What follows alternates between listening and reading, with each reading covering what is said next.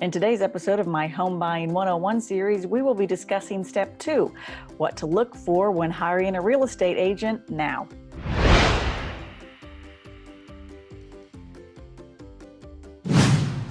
Hey y'all, Abby Husbands here. I'm a realtor in Austin, Texas, and today's my birthday. Happy birthday to me. If this is your first time stopping by, you might want to consider subscribing to my channel where I talk about all things real estate related and Austin, Texas. So today is my Home Buyer 101 series. We're going to be discussing step 2, how to hire a real estate agent and what to look for in someone to represent you in a real estate transaction.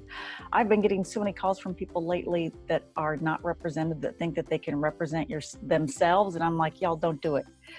You, as a buyer, need representation because there are so many steps to get through that working with a seasoned and well-informed agent is going to do nothing but make this process a little less stressful because it's going to suck anyway. So as long as you have someone on your side, it won't be as stressful. It's like a part-time job, really, buying a home. So how do you find a real estate agent to represent you in a transaction? Well, the first and easiest way, if it's possible, is to ask your family and friends. Ask around, see if anybody has used an agent lately that they really love. Usually, you'll be able to find somebody. If you do have family and friends that have recently bought or sold homes and they can't recommend a real estate agent, or for some reason they didn't like the agent that they worked with, the next step would be go on Zillow or social media or Google a realtor. You should want to work with somebody that has stellar reviews on Zillow or Realtor.com, or if they have a Facebook business page, they should be getting reviews from their clients. And so read the reviews and look for 5-star rating realtors. Like me, I'm a 5-star.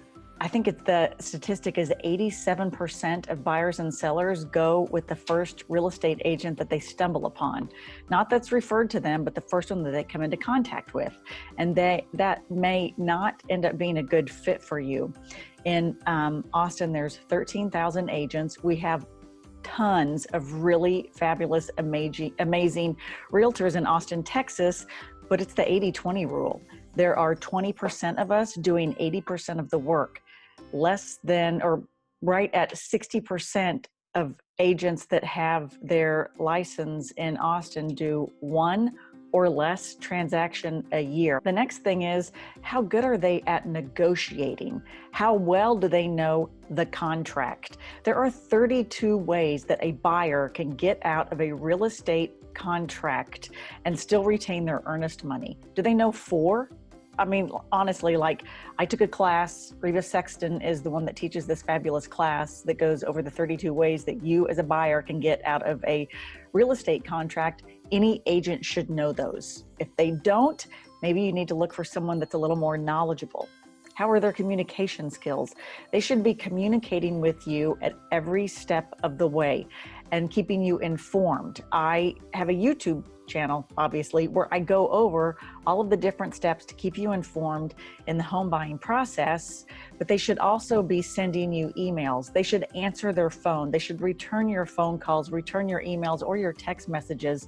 If it seems like you're bugging them, that's probably not a good agent either. So you can ask them questions even before you start home shopping. And if they're annoyed or it takes them 2 or 3 days to get back to you just to answer questions about the home buying process, they're probably going to be like that way while you're under contract trying to close on this home. So good communication skills are huge, huge. Are they familiar with the area of town where you're going to be purchasing?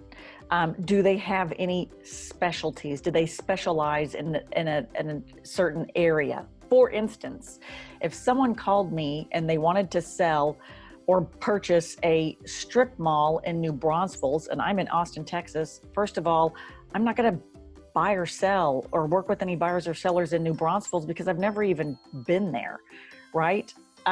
It's a little too far south for me. San Antonio, same way. I'm not going to go to San Antonio and help someone buy and sell a home. I know nothing about the home values. I know nothing about the areas of town or the neighborhoods or the schools. You stick to the area that you know. You want to work with an agent that is familiar with the city in which you're going to buy a home. I'm also not going to help a client buy or sell a strip mall. That's commercial. I know nothing about commercial. I would refer that out. I specialize in first-time home buyers and investors. Although I love working with sellers, I really, my niche or my niche is first-time home buyers and investors. It's what I do. It's what I love. And I'm familiar with Austin and our suburbs around Austin. I'm not going to go sell a home in Temple. Something else that matters to you, are they tech savvy? I am a virtual reality house hunting agent, meaning I specialize in virtual reality 360-degree tours of homes for my clients. So say they have 10 homes on their list, I go take VR videos of all 10, and then we end up seeing 2 or 3 in person. I use technology to save my clients time. I also have a very strong social media presence, as do a lot of agents, but some of them don't.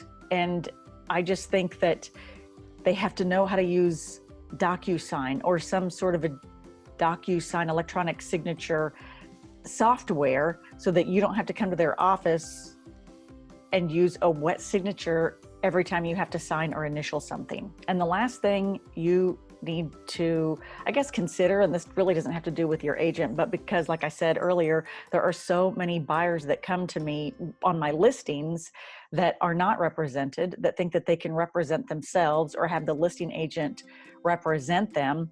The listing agent is representing the sellers. You need someone to represent you. If you're building a new home, you're going through new construction, that new construction sales associate works for the builder. You need your own representation. And the beauty of all this is that the compensation for both agents is paid for by the seller or by the builder. So as a buyer, you're not responsible for paying your realtor's compensation or commission. So why would you not? Hire someone, let them negotiate, let them do all the legwork for you. It will alleviate your stress and it will make this process a much more enjoyable one. So thanks so much. I hope you found this informative. If you did, please give me a big thumbs up. Share this video with your family and friends, and subscribe to my YouTube channel, please. If you have any questions, you can leave them in the comment section below. I try to answer everybody. You can also shoot me an email or a text message, and all of my information is on my website, austin-texas homesforsale.com. Thanks so much, and I'll see y'all next week. Bye.